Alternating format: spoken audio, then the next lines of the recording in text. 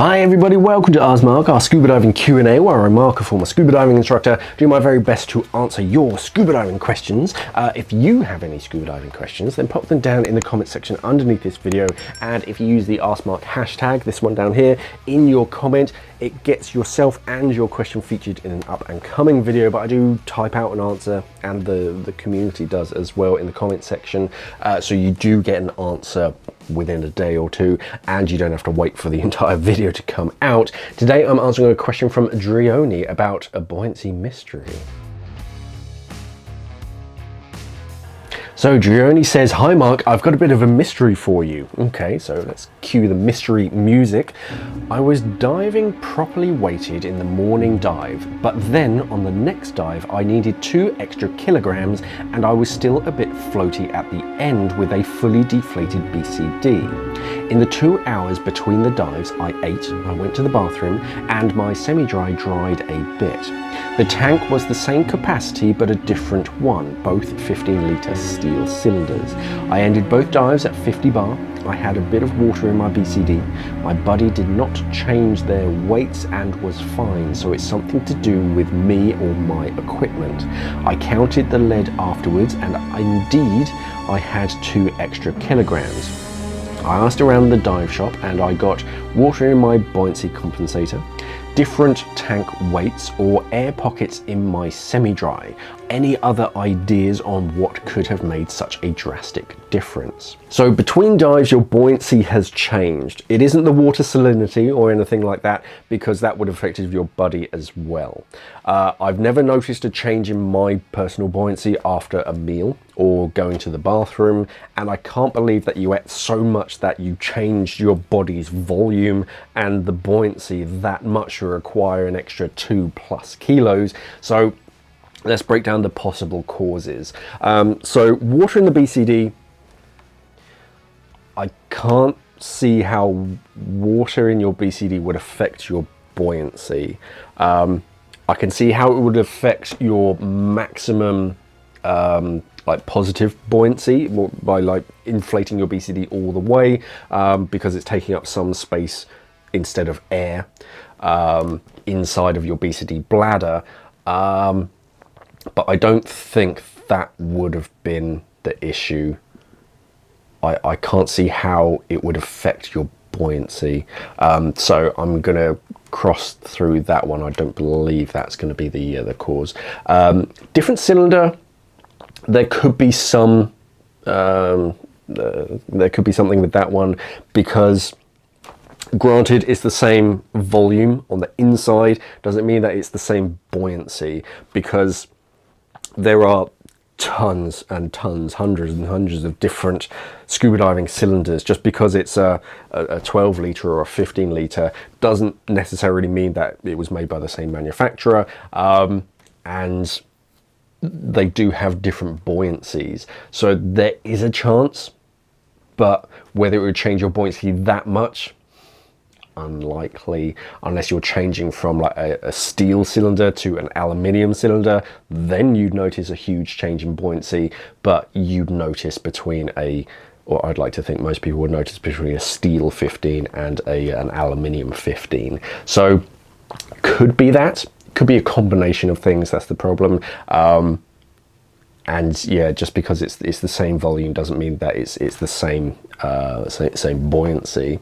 An air pocket in the semi-dry, yeah, I kind of like this, because semi-dries are very effective. They're basically a wetsuit with dry suit features. So they have more comprehensive seals to try and stop water from just flushing straight in. They typically have a dry suit style zipper, again to stop water from flushing in.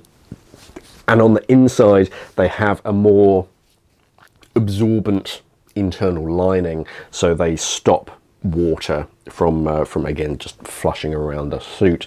So it's more likely that some air could get trapped inside of it somewhere, but you need quite a lot of air trapped inside to require an extra 2 kilos. Another one that usually is an issue. It depends. It's one of those things where you have to be there to know all the details and have this conversation. But a swapped weight belt is usually a common one where everyone's using similar looking lead and weight belts, and they just swap them over, and your buddy would be fine because they're diving with a similar amount of lead, a greater amount of lead, so they'll be able to get down fine. They might not notice just inflating their BCD to compensate a little bit. So it could be that, whereas you're wearing far too little and now you can't get down, so you need to add lead onto it. Could be that. You did mention something about it, your buddy was fine, so I'm thinking it might not be this, but it could be. It's always there in the back of my mind. Yeah, whenever anyone asks about or